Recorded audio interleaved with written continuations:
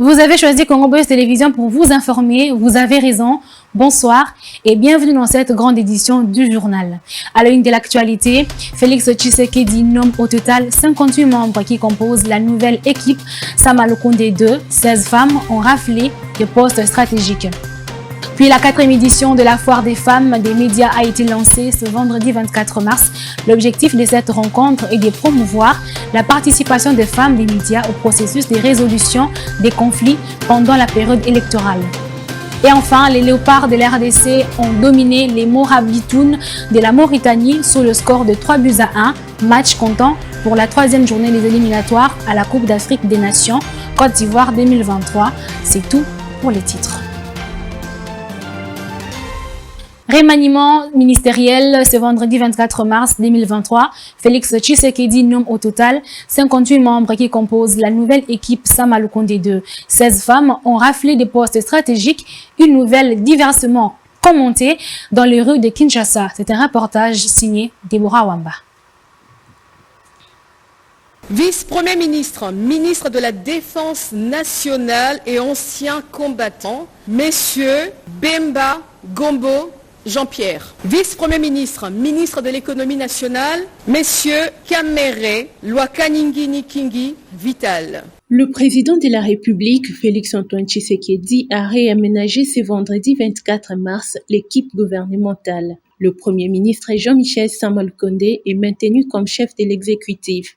Au total, 5 vice-ministres dont Jean-Pierre Bemba, vice-premier ministre de la Défense, Vital Kamerhe, vice-premier ministre, ministre de l'Économie, Peter Kazadi, vice-premier ministre, ministre de l'Intérieur, Mbusa Nyamusi Antipas, vice-ministre, ministre d'État d'intégration nationale et Claude-François Kaboulot prend le contrôle du ministère des Sports. Une nouvelle diversement commentée dans les rues de Kinshasa. Et nous saluons vraiment cette décision du chef de l'État en nommant des gens comme de Peter Kazadi à l'intérieur, de Jean-Pierre Bemba au ministère de la Défense et d'autres personnes là, vraiment, ils ont du pain sur la planche. Si certains saluent l'initiative, d'autres par contre se questionnent sur la place qu'occupe la population et espèrent plutôt à l'avancement du pays. Remaniement wana eza partage ya gâteau na bango. Eloko moko te ekoaboutir wana oyo tokomona ke non peuple ako bénéficier nango. Soit Kamere, soit Jean-Pierre Bemba, les oiseaux de même plumage, bango wana ozomona, ba soit fait d'argent. Et l'autre mon côté ko aboutir na remaniement. Biso tozoluka avancement ya mboka. Oyo peuple azoluka, ba sale na biso yango. Tozoluka remaniement te. Est-ce que remaniement yango peuple azolia? Remaniement yango peuple akotambola nango? Souffrance au peuple azomona na kati ya balabala, transport ezomata, biloko ezomata, bandako emati, je ne sais pas comment je vais vous expliquer. Partant de la représentation de la femme au sein du gouvernement Sama Lukonde 2, certaines personnes n'en trouvent aucune importance. Basi bazui place au bazui, bakei pono ko bami servir bango moko, bako servir peuple te.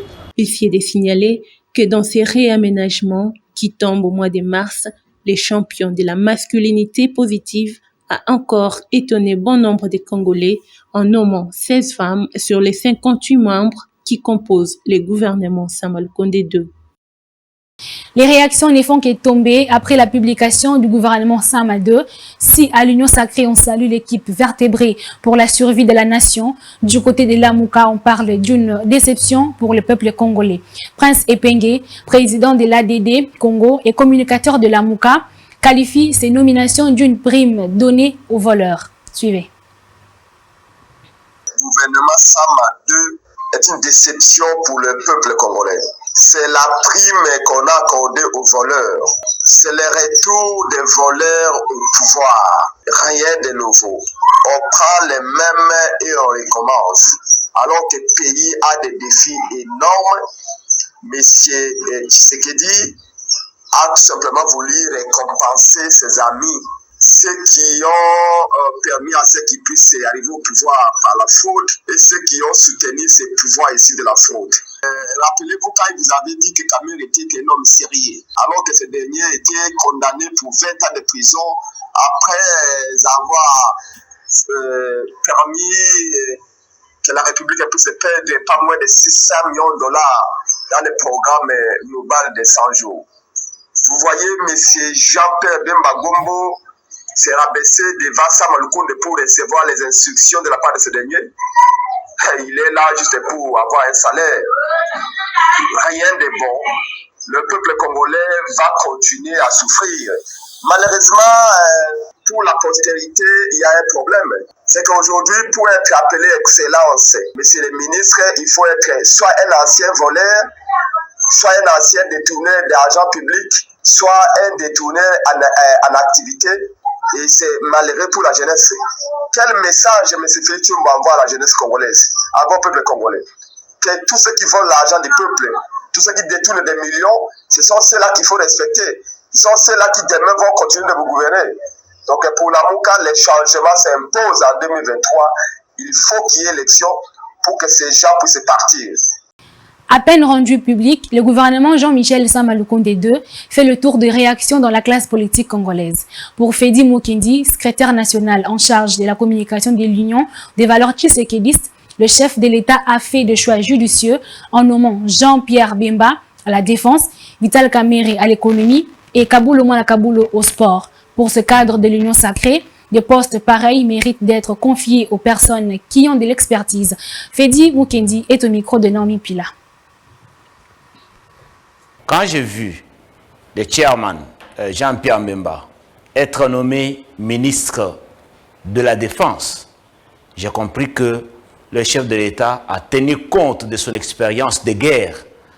Jean-Pierre Bemba connaît comment la rébellion tourne et sait comment il va pouvoir juguler ça.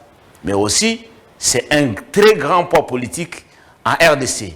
Les décisions qu'il va prendre vont être soutenues par sa base. Deuxième chose, c'est l'entrée de Vital Kamerhe au gouvernement. Je sais que ces détracteurs peuvent dire non, il a été à la justice. Eh bien, la justice, c'est le dernier recours. Lorsque la justice acquitte un individu, cette personne n'a plus d'infraction sur lui. C'est ça l'état de droit. Mais par rapport à son engagement politique et aussi par rapport à son expertise et expérience dans le domaine de l'économie, je pense que c'est la bonne personne qui pourra faire face aux hommes d'affaires véreux qui ont l'habitude de faire des rétentions des stocks pour que les prix des biens augmentent, ceux qui entretiennent les spéculations sur les prix des choses, mais aussi il va pouvoir prendre des décisions et des réformes économiques qui pourront matérialiser les slogans des peuples d'abord en ce qui concerne les denrées alimentaires, mais aussi les prix des biens et des services. Une autre personne qui m'a fait plaisir, c'est Dr Samuel Roger Kamba. Je suis expert en santé publique. Il faut vous dire que Roger Kamba, c'est lui le concepteur du programme du chef de l'État, la couverture santé universelle.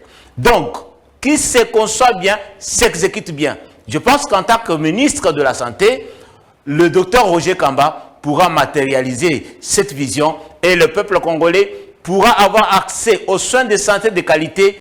La porte-parole du chef de l'État, Tina Salama, a annoncé ce vendredi 24 mars, dans la nuit, la nomination du chevronné journaliste sportif Claude François Kabulo Mwana Kabulo comme ministre des Sports et Loisirs. Sa nomination est une lueur d'espoir pour les amoureux du ballon rond congolais qui espèrent qu'il sera en mesure de relever ce défi. Regardez. Ministre des Sports et Loisirs, Messieurs Kabulo Mwana Kabulo François.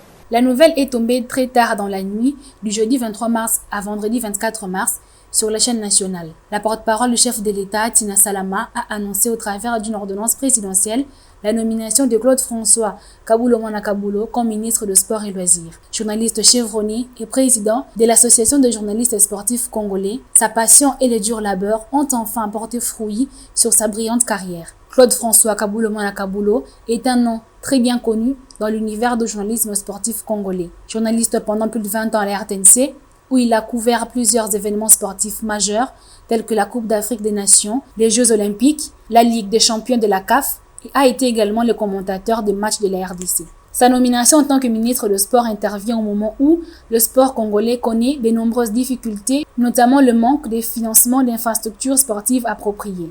Par ailleurs, les Congolais amoureux du ballon rond ont salué sa nomination à ce poste en raison de sa connaissance approfondie dans le monde du sport et espèrent qu'il sera en mesure de relever les défis et mettre en place des stratégies qui favoriseront le développement du sport congolais. Notons que, jusqu'à la dernière minute, Claude-François Kabulo Mwana Kabulo animait l'émission Sport Dimanche à la RTNC et à ce jour, il remplace Serge Kondé qui occupait la fonction de ministre de Sport depuis avril 2021.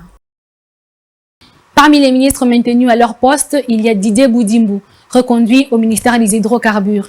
Qui est Didier Boudimbu et quel est son parcours politique? Élément de réponse dans ces portraits. Suivez. Qui est-il? Ministre des Hydrocarbures de la RDC, membre du gouvernement de l'Union Sacrée. Il s'appelle Didier Boudimbu, fils du feu Boudimbu du Kumbaka, ancien ambassadeur honoraire, grand professeur de l'Université pédagogique nationale et de Kisangani, ayant fini sa vie comme diplomate. Et de Yalakaba Suzanne, femme patriote ayant travaillé toute sa vie à la Grande Poste, d'où elle a pris sa retraite. Maître Boudimbu est diplômé en droit de l'Université Bel Campus de Kinshasa et ainsi père de famille bien intentionné.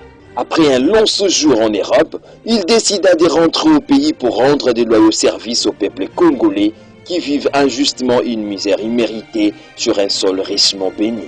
Sa passion pour les Congos se résume dans la vision de ses partis politiques, Autre Vision du Congo, avec en sigle dont il a né autorité morale. Cette structure est alliée à l'Union pour la démocratie et le progrès social, parti présidentiel. Avec de Boudimbu, soutient toutes les actions du chef de l'État. 2019, Didier Boudimbu était vice-ministre de l'enseignement primaire, secondaire et technique, membre du gouvernement Ilunga Ilunkamba. 2 ans à la tête de ces vice-ministères, le natif de Kinshasa était considéré par plusieurs observateurs et analystes politiques comme celui qui veillait à la matérialisation de la gratuité de l'enseignement de base, un des projets prioritaires du président Tshisekedi. 12 avril 2021, Maître Didier Boudimbu a été nommé ministre des Hydrocarbures du gouvernement de l'Union Sacrée de la Nation qui sera dirigé par le Premier ministre Jean-Michel Samaloukonde. Philanthrope, courtois et généreux, Maître Didier Boudimbu doit s'investir mordicus pour élever le défi majeur qui entrave au développement du secteur des hydrocarbures de la RDC. Un autre ministre a été reconduit à son poste, Patrick Mouyaya, ministre de la Communication et Médias. La population quinoise a surpris le ministre Patrick Mouyaya ce matin devant sa résidence. Regardez.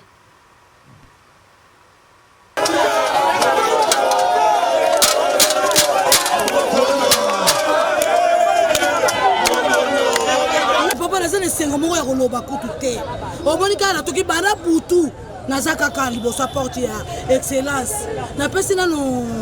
Papa président, merci pour l'endenge à tomboli sousou, à tike excellence na place. Na rolobanine, na zo pesaka ba merci. Excellence yo. Président nanga yamba simba e pe na loboko. Ko simba ye na songa misapite kasi. Simba e penza na maboko. Po yende molobeli. Yende. Papa tale sengoto sana ngona tongo yo. Na tongo taka population ndenge etondi pour excellence pour azamutu malamu. Papa wana azande molobeli ya funa.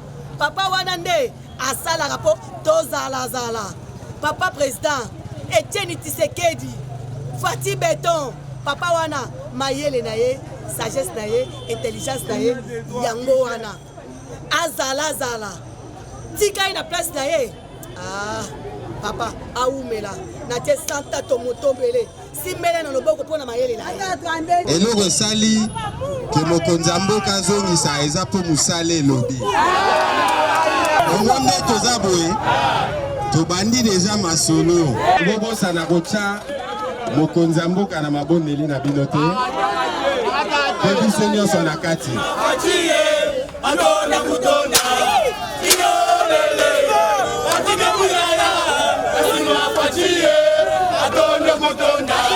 La Commission électorale nationale indépendante a démarré l'opération de toilettage du fichier électoral.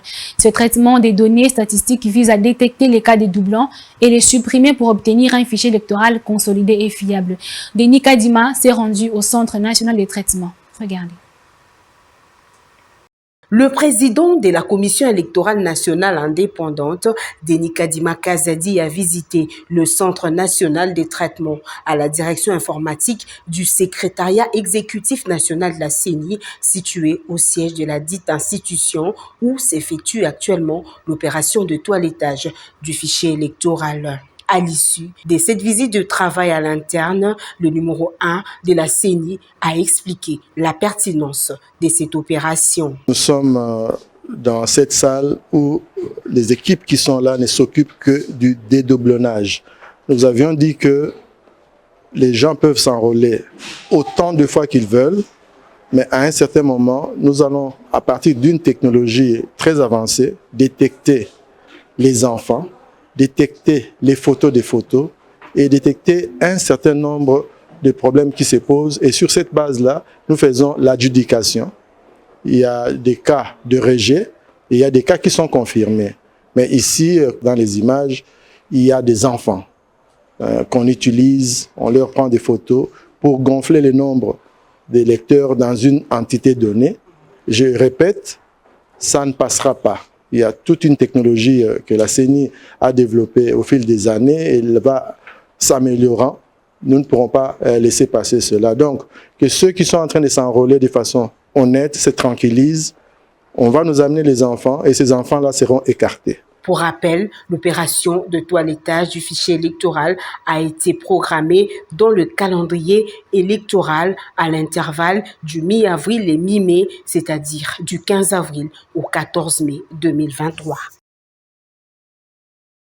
Lancement ce vendredi 24 mars de la 4e édition de la foire des femmes des médias, placée sous le thème « Participation des femmes des médias au processus de résolution des conflits et maintien de la cohésion sociale pendant la période électorale. Apport des technologies de l'information ». Alors, l'objectif de cette rencontre est de promouvoir la participation des femmes des médias au processus de la résolution des conflits pendant la période électorale. Suivez ce reportage de Laetitia Mvemba.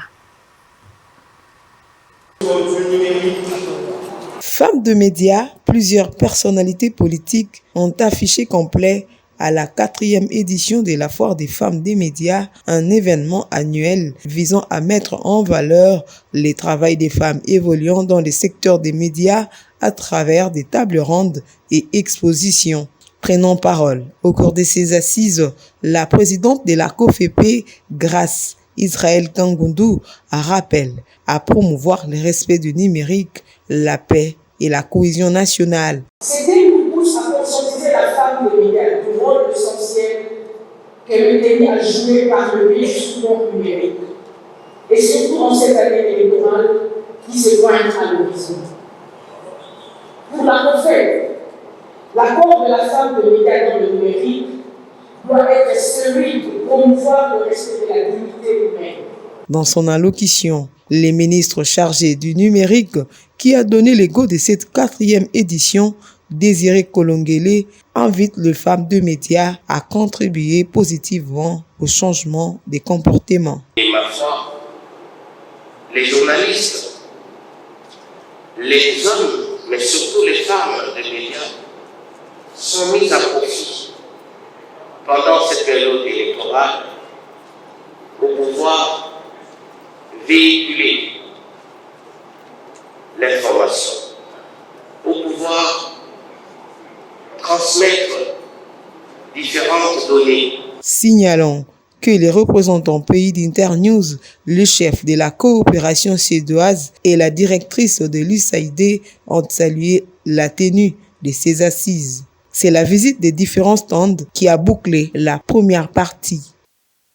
Quelques femmes des médias ayant participé à la 4e édition de la Foire des femmes des médias, une activité organisée à l'occasion de la célébration de la Journée de la femme, ont exprimé leur contentement de prendre part à ces forums et sont au micro de Laetitia Mvemba.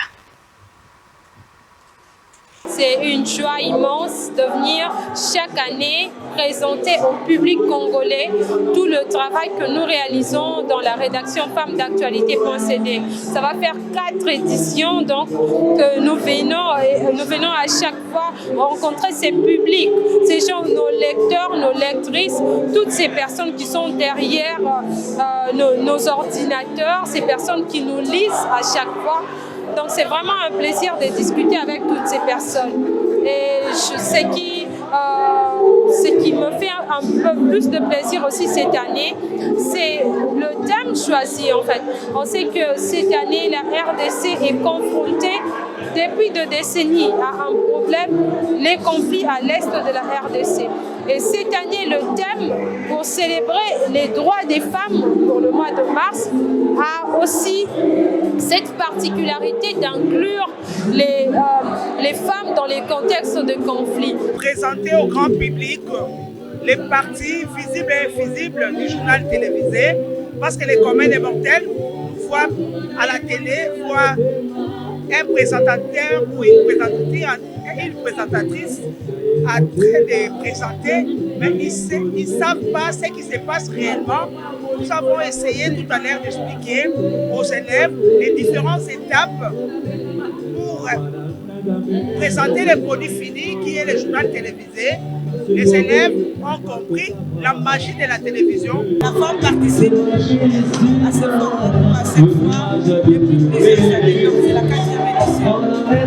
La meilleure question est celle de savoir qu'est-ce qui a changé dans le vécu de la femme, des médias. C'est bien beau d'exposer, c'est bien beau de montrer. On demande à la femme de s'adapter au numérique. Puis en société, partant de son usage important, l'eau reste une ressource indispensable pour l'être humain. Malheureusement, pour plusieurs ménages à Kinshasa, qui se trouvent en difficulté pour s'approvisionner en eau potable.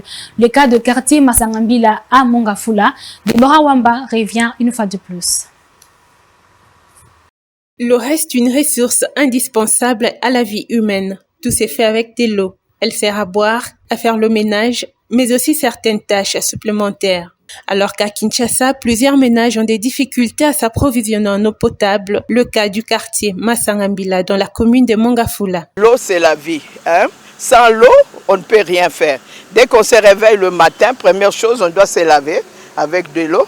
Après, on va prendre son petit déjeuner, il faut de l'eau. Et puis, après, tout ce qu'on a préparé, il faut de l'eau. Et il faut boire. Dans notre pays, il fait chaud.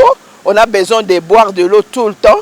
Na tongo ndile boye na lamuki na tongo esinga kena sokola bilamba esinga kena mela na lamba nyoso oyo na ko kosaila ezala ka mai eloko penya liboso yango wana ko kozanga na ngama ka mususu kasi fona zana mai. À la base de ces désertes, la non-fourniture régulière de la régie des distributions d'eau. L'eau, c'est la vie, dit-on. L'autorité compétente est appelée à prendre des mesures qui s'imposent afin de répondre favorablement à la responsabilité qui lui a été assignée. Et enfin en sport, les Léopards de la RDC ont dominé les Morabitoun de la Mauritanie sous le score de 3-1 au stade Tepe Mazembe de Kamalondo, match comptant pour la 3e journée des éliminatoires à la Coupe d'Afrique des Nations Côte d'Ivoire 2023. Dan Zeng nous en dit plus.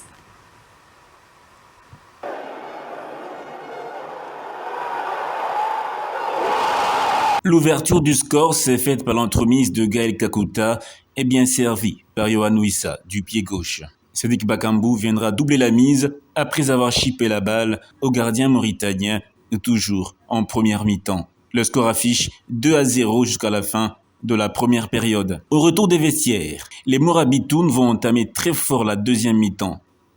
Effort couronné par la réduction du score, 9 minutes après la reprise. Le score du match, 2-1. 12 minutes plus tard, nous jouons la 106e minute.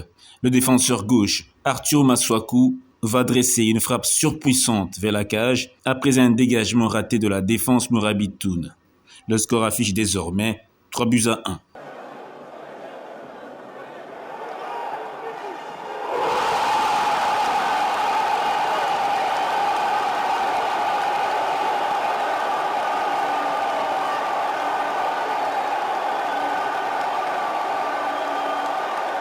Quelques heures plus tôt, le Gabon dominait le Soudan sous le score d'1-0 et prenait la tête du groupe avec 7 points en 3 matchs. En attendant le match retour, la Mauritanie vient en 2e position devant la RDC et le Soudan avec 4 points. Et ces matchs ont compté pour la 3e journée et qualification à la Coupe d'Afrique des Nations Côte d'Ivoire 2023. Les matchs retour sont prévus quelques jours. Pour la RDC, ça sera à Nouakchott en Mauritanie et pour Gabon-Soudan, ça sera à Khartoum au Soudan. C'est la fin de cette édition du journal, mais avant de nous séparer, je vous en rappelle le principal titre.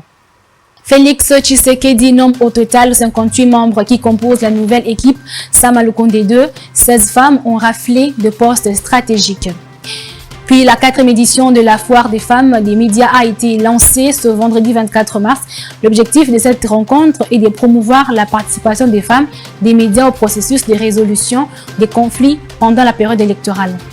Et enfin, les Léopards de la RDC ont dominé les Morabitoun de la Mauritanie sous le score de 3-1, match comptant pour la 3e journée des éliminatoires à la Coupe d'Afrique des Nations Côte d'Ivoire 2023.